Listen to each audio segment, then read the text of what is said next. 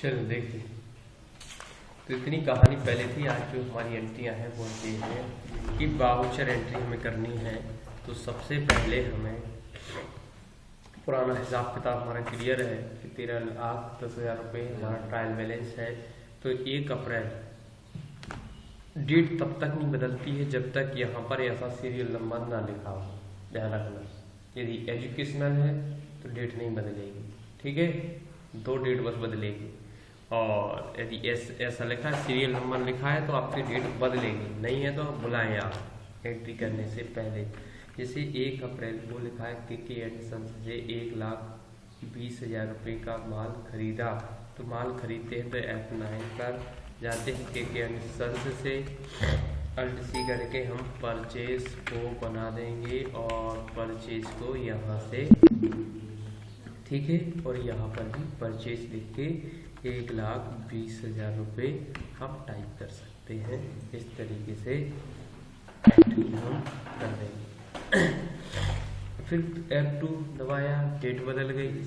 फिर आया MP UP transport service को गाड़ी भाड़ा नगद दिया 5,000 रुपये, तो पेमेंट में जाएगा।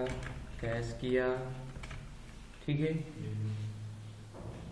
क्लियर, कैश कर दिया। कैश के बाद हमने क्या दिया, यहाँ पर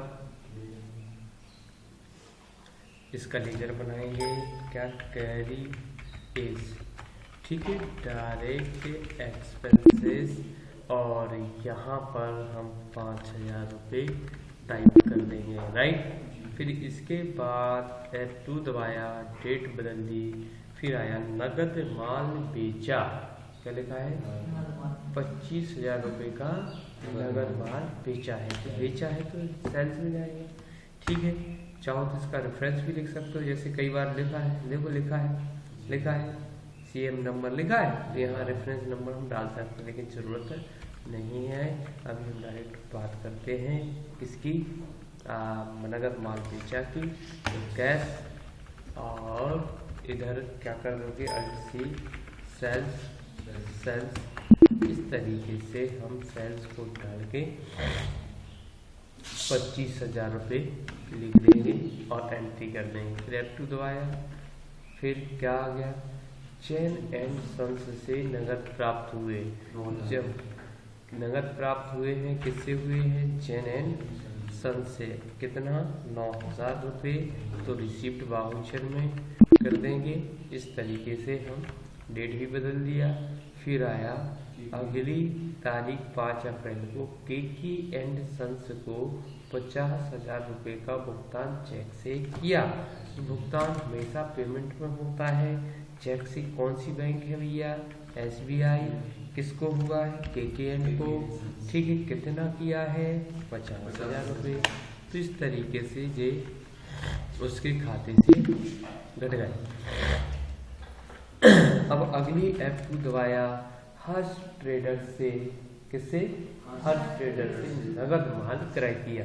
नगद माल क्रय करेंगे तो कैश परचेज में जाएंगे, कैश करेंगे और परचेज लिखेंगे, कितना किया, 25,000।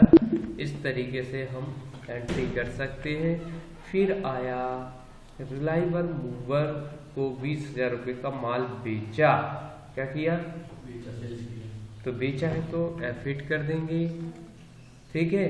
किसको, रिलायबल मूवर को माल बेचा, सेल्स कितना, 20,000 रुपये।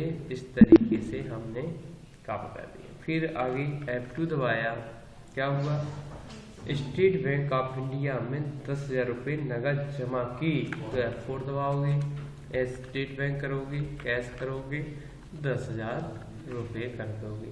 तो इस तरीके से हमने एंट्री को सेव किया। लाइन डेट में आया, कुन्नी लाल अग्रवाल एंड कंपनी से 15,000 रुपये का चेक प्राप्त हुआ, जिसे स्टेट बैंक ऑफ इंडिया में जमा किया तो प्राप्त की एंट्री कहाँ करते हैं, रिसीव में। किससे प्राप्त हुआ है, कुन्नीलाल से। कितने का हुआ है, 15,000 रुपये का। इस तरीके से हम एंट्री को पोस्ट कर देंगे। चेक नंबर भी डाल सकते थे।